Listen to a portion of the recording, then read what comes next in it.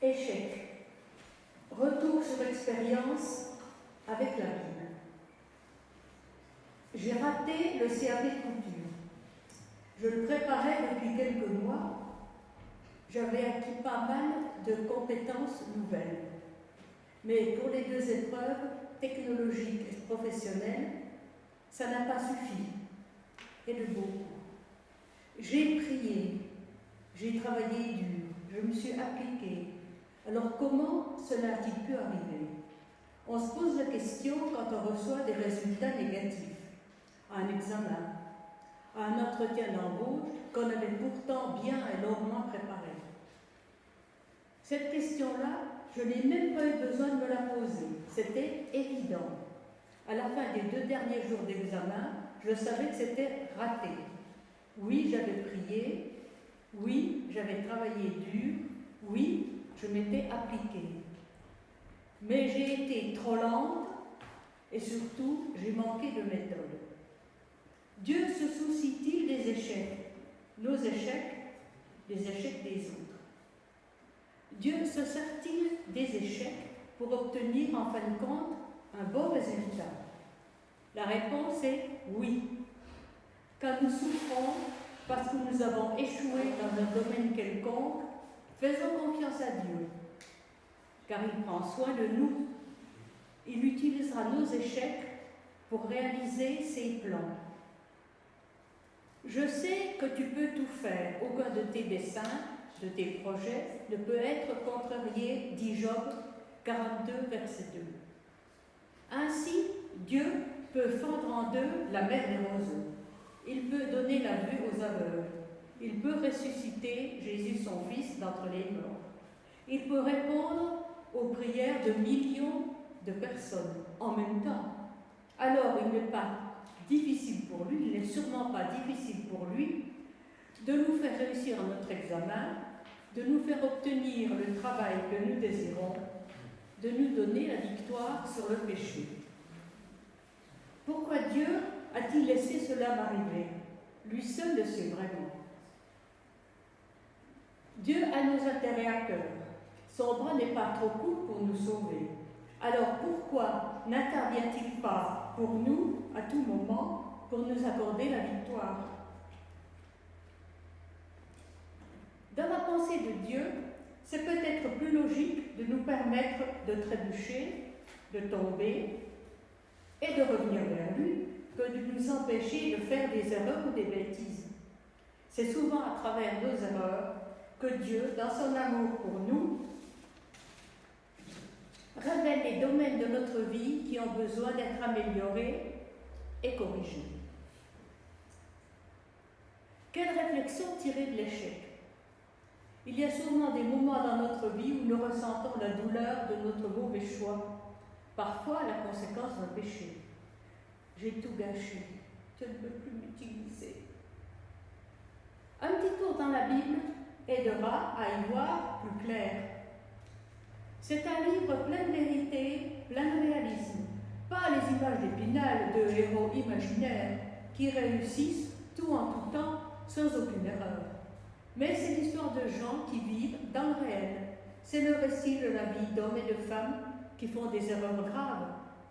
Des héros de la foi donnés en exemple, mais qui tombent aussi dans le péché. Dieu ne leur a pas tourné le dos. Il a tout fait pour continuer la route avec eux, à une condition indispensable, que le péché, que la faute qui a conduit à la situation d'échec soit confessée devant lui pour être pardonnée. La confession de notre péché, l'aveu de notre erreur nous libère de la culpabilité et de la honte. Elle nous assure du pardon divin. Celui qui cache ses fautes ne prospérera pas, et celui qui les avoue et les délaisse obtient miséricorde. Proverbe 28, 13.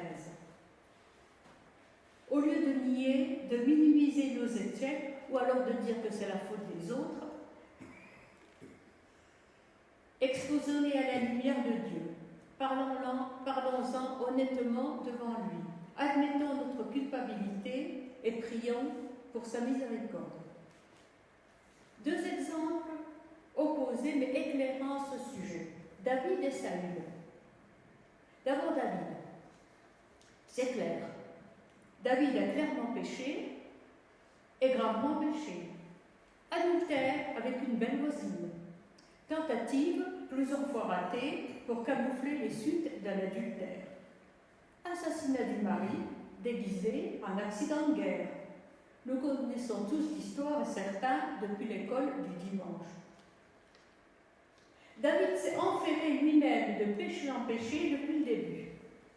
Que faisait-il sur le toit du palais à jeter sa belle voisine dans sa baignoire? Il aurait dû, comme les autres années, être à la tête de ses troupes, de Samuel 11, les 2 premiers versets.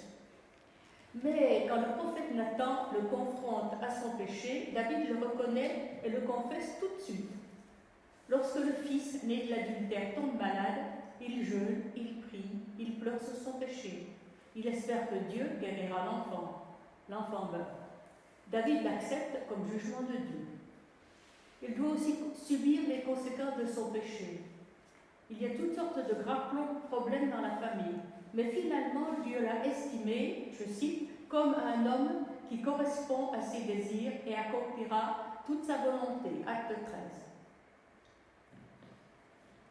Le principe pour que l'échec n'ait pas le dernier mot, qu'il soit dû au péché ou à une autre sorte d'erreur, étourderie, manque de préparation, faute d'évaluation, reconnaissons-le et repentons-nous.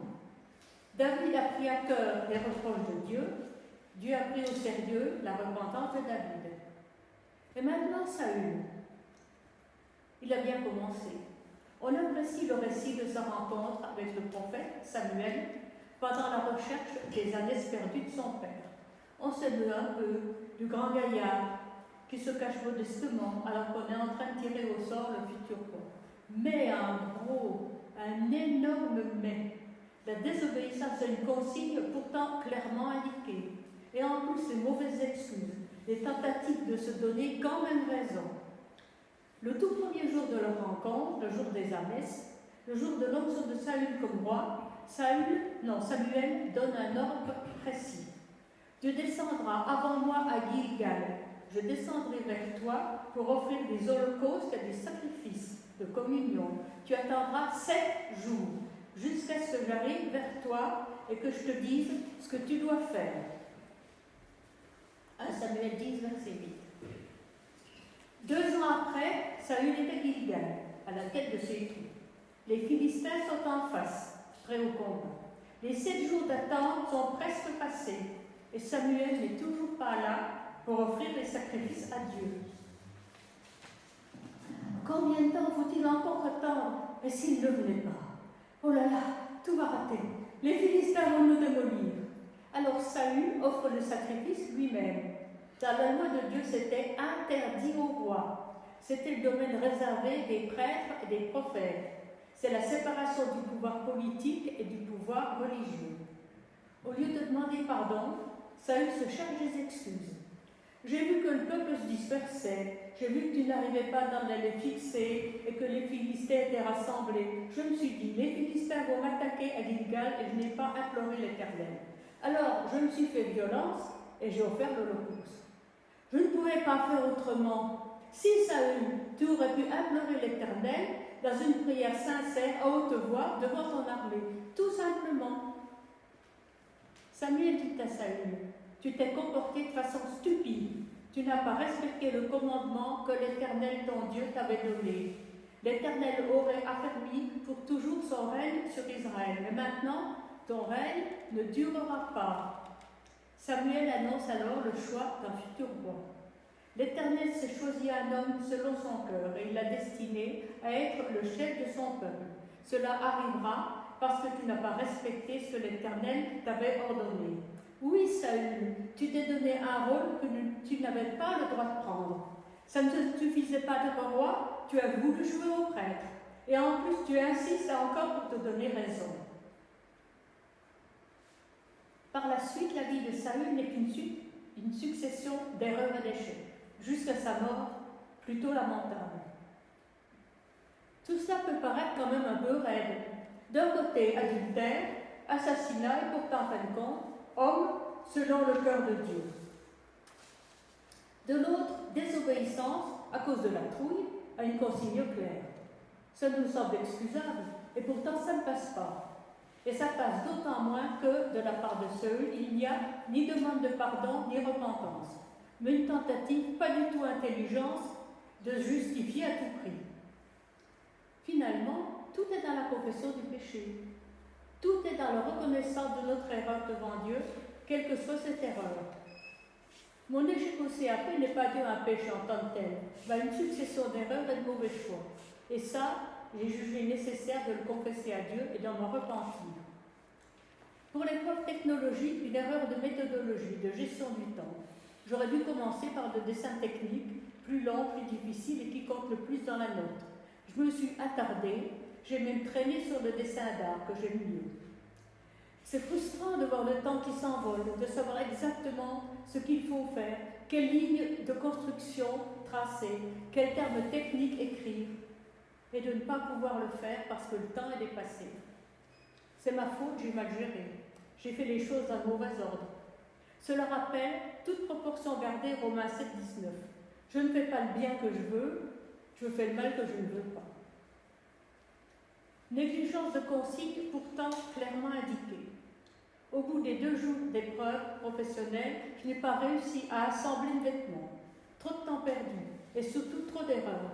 J'ai négligé des consignes importantes, pourtant dites et répétées plusieurs fois pendant la préparation à l'examen.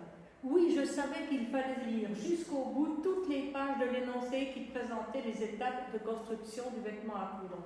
Mais après les 2-3 premières pages, j'ai vu que mes collègues d'examen en étaient déjà à l'étape suivante, la trouille.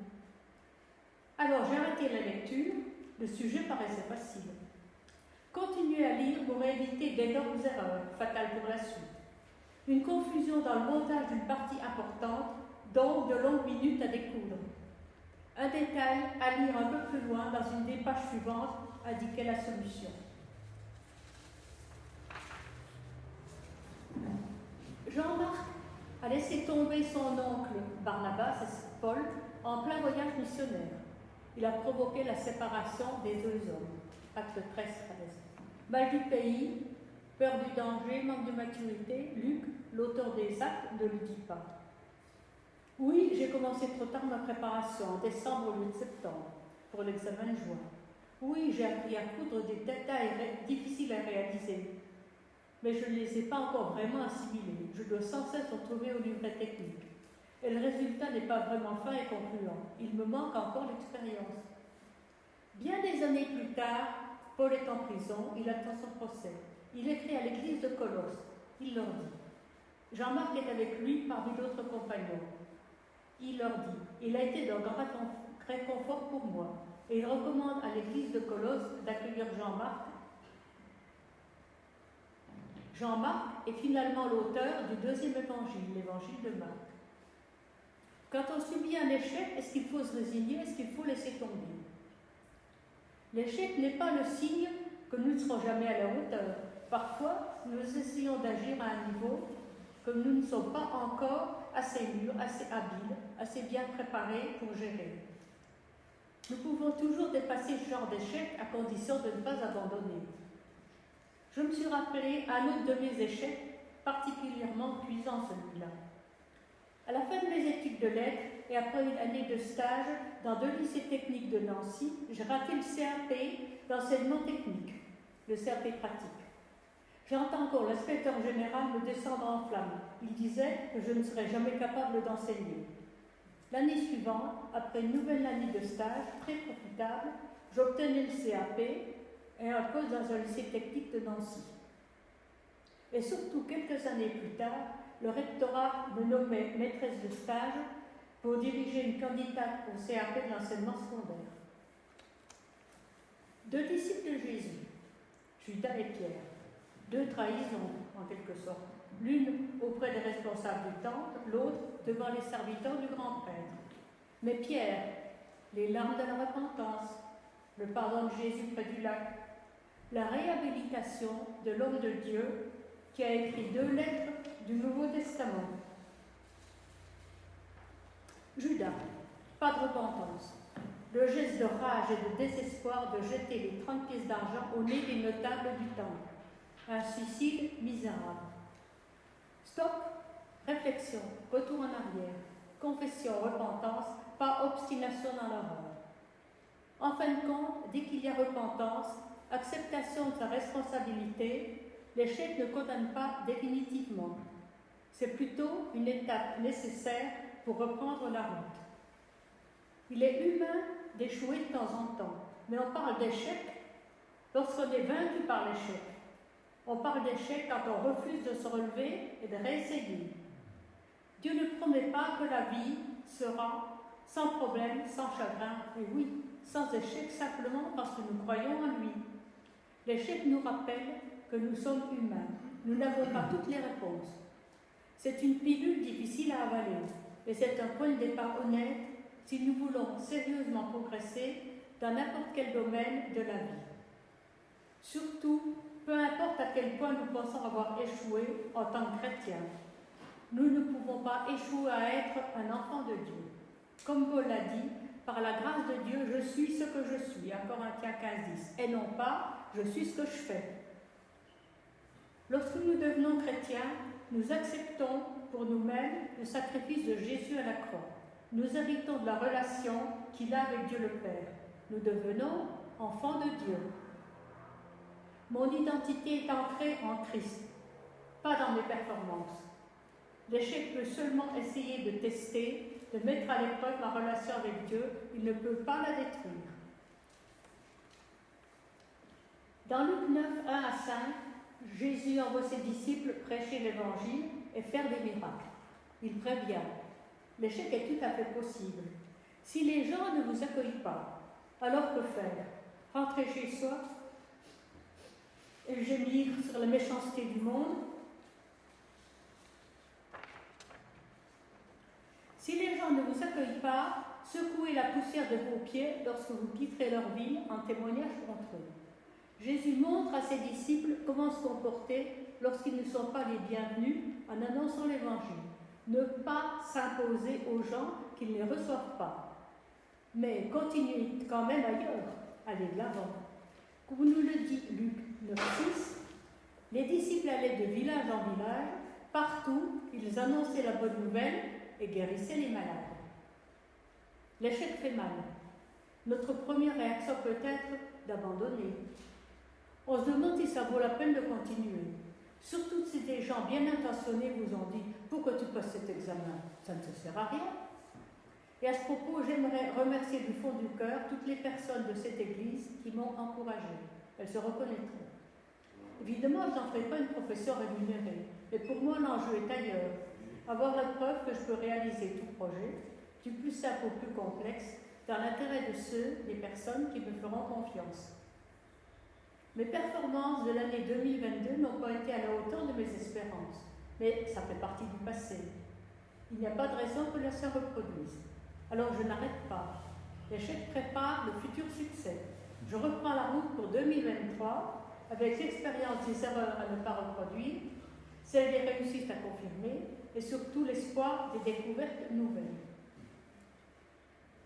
Et pour terminer, un petit conseil de Christy, notre formatrice, un petit conseil qui pourrait servir de parabole. Quand vous avez terminé de piquer une couture à la machine, pressez-la, c'est-à-dire appuyez sur elle quelques secondes, faire à repasser bien chaud. Cela fixera les points de la couture dans le tissu et le vêtement sera solide. L'épreuve, la difficulté, ce qui ne marche pas comme nous voulons, c'est lourd, c'est chaud, ça peut durer. Mais les principes de la vie chrétienne, qui autrement resteraient en surface, ça les imprime dans notre vie. Amen.